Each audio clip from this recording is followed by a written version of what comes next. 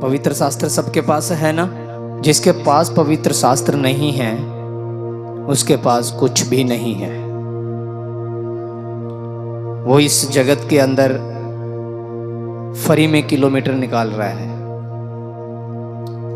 यदि आपके घर में 4 मोबाइल है और पवित्र शास्त्र एक है तो आप जितना मर्जी जोर लगाएं, जितना मर्जी उपवास रखें, जितना मर्जी आप संगति में आए, दान भेंट लाखों करोड़ों लगाएं, आपका घर खाली है, बिल्कुल खाली है। आपके मोबाइल का स्क्रीन बिल्कुल बढ़िया है, उस पर गार्ड लगा हुआ है, और आपके बाइबल के पेज फटे हुए हैं, तो आपकी पूरी जिंदगी फटे हाल है। आप जो मर्जी कर रहे हैं मैं नहीं जानता, पर मैं इतना जानता हूं, उत्तम से उत्तम परमेश्वर चाहता है। Hallelujah, hallelujah. मैं बार बार कहता हूं, आज तक कभी किसी से पवित्र शास्त्र के हमने पैसे नहीं लिए हैं। लेने वाला जानता है वो किस रीति से लेता है।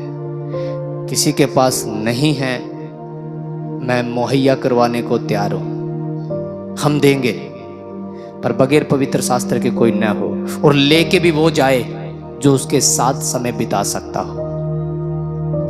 अदरवाइज वचन 2 धारी तलवार है। मैं बहुत बार प्रचार करता हुआ आया हूं, और आज थोड़ा सा हिंट दे दूं मैं एक बार आपको। एक याजक था एली, उसके 2 बेटे थे, होपनी और पिनहास। वो मूर्ख थे, परमेश्वर की बिना मर्जी के फलस्तीनियों के साथ युद्ध करने को निकल गए। जब मरने लगे, युद्ध हारने लगे, तो किसी ने कहा कि हम क्यों हार रहे हैं, हम परमेश्वर के लोग होते हुए भी क्यों हार रहे हैं। तो कहा कि तुम्हारे पास वाचा का संदूक नहीं है, तुम्हारे इस युद्ध के अंदर वो आज्ञाएं नहीं है जो मूसा ने लिख के दी थी और वाचा के संदूक में है। और एली याजक के आराधनालय सीलो से उस वाचा के संदूक को मंगवा लिया और शोर मचाना शुरू कर दिया कि हमारे पास अब वाचा का संदूक आ गया है, हम जीतेंगे, हम जीतेंगे, हम जीतेंगे।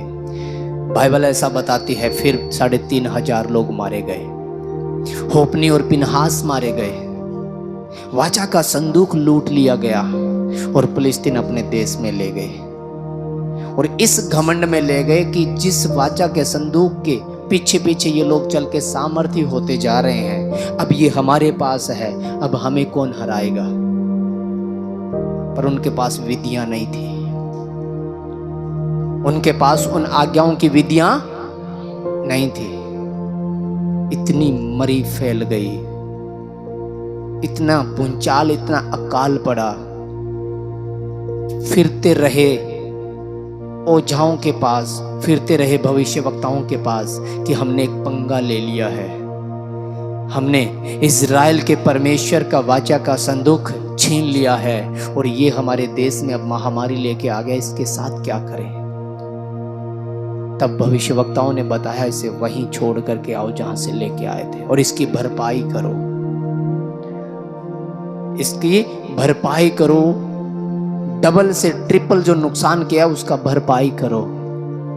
आप कौन सी संदूक लेके जा रहे हैं? यही आज्ञा है जो मसीह ने दी थी। जिसके घर पड़ी है, पढ़ते नहीं हैं, अवहेलना करते हैं, उसकी आज्ञाकारी में नहीं चलते, वो देश फिलिस्तीन का देश है। दाऊद एक वचन में कहता है, हे मेरे यहोवा परमेश्वर, जो जातियां तेरा भय नहीं मानती, जिस देश में तेरी प्रार्थना नहीं होती, तेरा क्रोध उन्हीं पे बढ़ के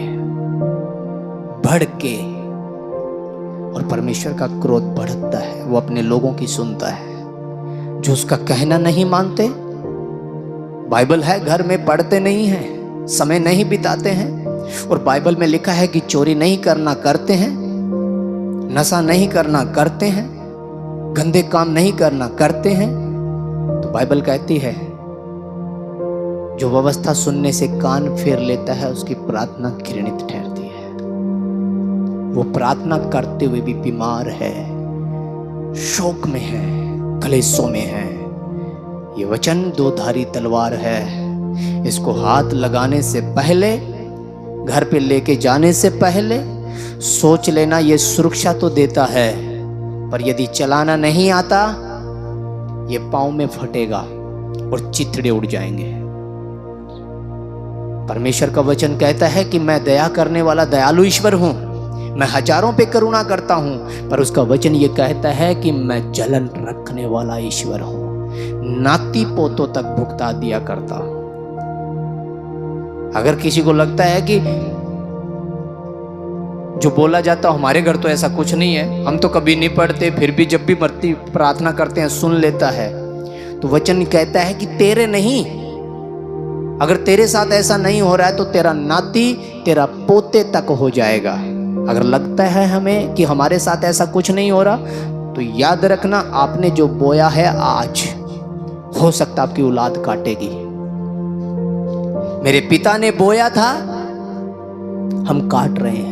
शायद उसने वो दिन नहीं देखा होगा जो आज हमें देखने को पड़ रहा है। जो व्यवस्था आप देख रहे हैं, जो आनंद आप देख रहे हैं, शायद उसे नहीं देखना था, क्योंकि उसने बो दिया था और उसका प्रतिफल उसकी परिवार के संतान काटती है।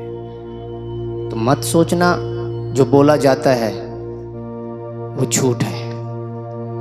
हालेलुया।